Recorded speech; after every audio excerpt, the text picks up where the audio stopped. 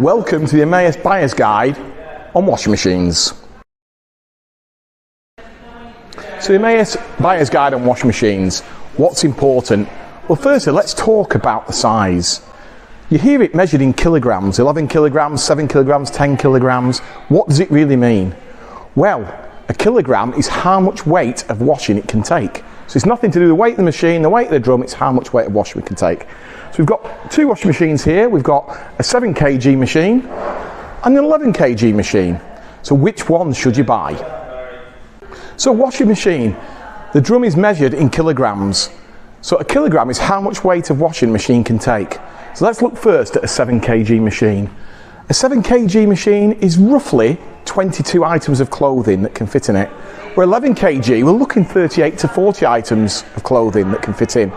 So how often do you want to wash?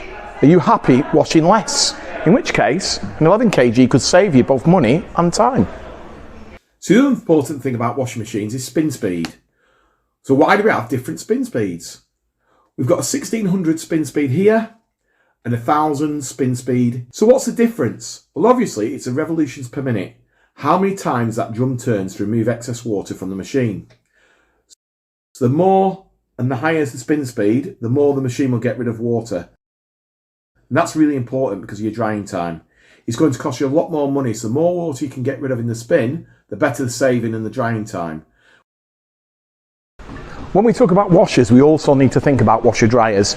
Not every household's got enough space for two appliances, a separate washer and a separate dryer. So an answer to this could be a washer dryer. A few things about washer dryers: often they're cheaper than two separate appliances, so there's a cost saving. However, to run them is far more expensive. An example is the drying process. They use water, cold water. So as part of the drying process, that can mean an extra spend on water of 6,000 litres a year. So that's something to think about when you're using the machines and the appliances that you've got.